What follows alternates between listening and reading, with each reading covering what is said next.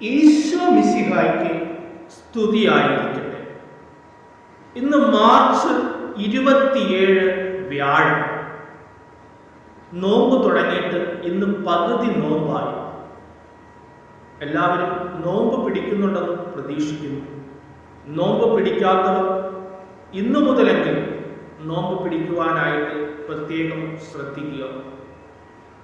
ഇന്നത്തെ ഹോംവർക്ക് വിശുദ്ധ മത്തായിയുടെ സുവിശേഷം 25-ാം അധ്യായം. ഇന്നത്തെ ചോദ്യം: 5 താലന്ത് ലഭിച്ചവൻ എത്ര കോടി സമ്പാദിച്ചെന്നാണ് തിരുവചനം നമ്മെ ഓർമ്മിപ്പിക്കുന്നത്? ഉത്തരം കമന്റായിട്ട് ഇടുവാനായിട്ട് എല്ലാവരും ശ്രദ്ധിക്കുക. ഇന്ന് നമുക്ക് പ്രത്യേകമായിട്ട് എല്ലാ വ്യാപാര സ്ഥാപനങ്ങളെയും എല്ലാ വ്യാപാരികളെയും ദൈവ തൃക്കരങ്ങളിലേക്ക് സമർപ്പിച്ച് നമുക്ക് പ്രാർത്ഥിക്കാം. ദൈവമേ, അവരായിരിക്കുന്നിടം അവരുടെ മുൻപിൽ വരുന്ന വ്യക്തികൾ ദൈവമാണെന്ന് വിചാരിച്ചുകൊണ്ട് അവർക്ക് വേണ്ടുന്ന ശുശ്രൂഷകൾ ചെയ്യുവാൻ, അവരെ ഏൽപ്പിച്ചിരിക്കുന്ന ഉത്തരവാദിത്തങ്ങൾ ഭംഗിയായി നിർവഹിക്കുവാൻ എല്ലാ വ്യാപാരികൾക്കും എല്ലാ വ്യാപാര സ്ഥാപനങ്ങളിൽ ജോലി ചെയ്യുന്നവർക്ക് കഴിയട്ടെ എന്ന് പ്രത്യേകം പ്രാർത്ഥിച്ചുകൊണ്ട് അവരെല്ലാം ദൈവ തൃക്കരങ്ങളിലേക്ക് നമുക്ക് സമർപ്പിച്ച് പിതാവായ ദൈവത്തെ വിളിച്ച് നമുക്ക് പ്രാർത്ഥിക്കാം. സ്വർഗസ്ഥനായ ഞങ്ങളുടെ പിതാവേ, അങ്ങയുടെ നാമം പൂജിതമാകണമേ, അങ്ങയുടെ രാജ്യം വരയണമേ, അങ്ങയുടെ തിരുമനസ് സ്വർഗത്തിലെ പോലെ ഭൂമിയിലുമാകണമേ. അന്നൊന്നു വേണ്ടുന്ന ആഹാരം എന്ന് ഞങ്ങൾക്ക് തരണമേ. ഞങ്ങളുടെ കടക്കാരോട് ഞങ്ങൾ ക്ഷമിക്കുന്നത് പോലെ ഞങ്ങളുടെ കടകളും പാപങ്ങളും ഞങ്ങളോട് ക്ഷമിക്കണമേ. ഞങ്ങൾ പ്രലോഭനത്തിൽ വീഴാൻ ഇടയാകരുതേ, ദുഷ്ടാരൂപി ഞങ്ങളെ രക്ഷിക്കണമേ. എന്തുകൊണ്ടെന്നാൽ രാജ്യവും ശക്തിയും മഹത്വവും എന്നേക്കും അങ്ങയുടേതാകുന്നു. ആമേൻ.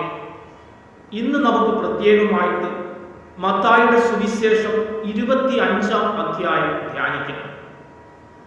മത്തായിയുടെ സുവിശേഷം 25-ാം അധ്യായത്തിൽ 10 കന്യകമാരുടെ ഉപമയും താലന്തുകളുടെ ഉപമയും അന്ത്യവിധിയെ പറ്റിയുമാണ് പ്രത്യേകമായി പരാമർശിക്കുന്നത്. വിവേകമതികളും വിവേകശൂന്യങ്ങളുമായ കന്യകമാർ. നമ്മളും വിവേകത്തോടുകൂടി നമ്മുടെ ജോലികൾ ചെയ്യുവാൻ, നമ്മെ ഏൽപ്പിച്ചിരിക്കുന്ന ഉത്തരവാദിത്വം അത് വിവേകപൂർവ്വം നിർവഹിക്കുവാൻ നമുക്ക് പരിശ്രമിക്കാം. നമുക്ക് ദൈവം തന്നിരിക്കുന്ന താലന്തുകളെ പരിപോഷിപ്പിക്കുവാൻ, മറ്റുള്ളവർക്ക് ഉപകാരപ്പെടുന്ന രീതിയിൽ ആ താലന്തുകളെ ഉപയോഗിക്കുവാനും നമുക്ക് പ്രത്യേകം ശ്രദ്ധയുണ്ടാകണം. അല്ലാതെ അലസതയും മടിയും വിചാരിച്ച് ഭൂമിയിൽ കൊണ്ടുപോയി കുഴിച്ചിടുന്ന വ്യക്തിയെ പോലെ ആകാതെ സന്തോഷത്തോടുകൂടി നമുക്ക് തന്നിരിക്കുന്ന താലന്തുകളെ വർദ്ധിപ്പിക്കുവാനായിട്ട് നമുക്ക് പരിശ്രമിക്കാം.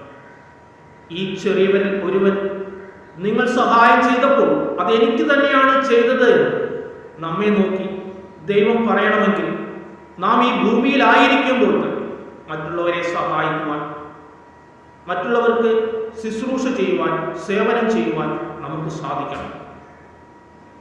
ഇതിനെല്ലാം ദൈവം നിങ്ങളെ എല്ലാവരെയും സമർത്ഥമായി അനുഗ്രഹിക്കട്ടെ എന്ന് പ്രത്യേകം പ്രാർത്ഥിക്കുന്നു. പിതാവിൻ്റെയും പുത്രൻ്റെയും പരിശുദ്ധാത്മാവിൻ്റെയും നാമത്തിൽ ആമേൻ.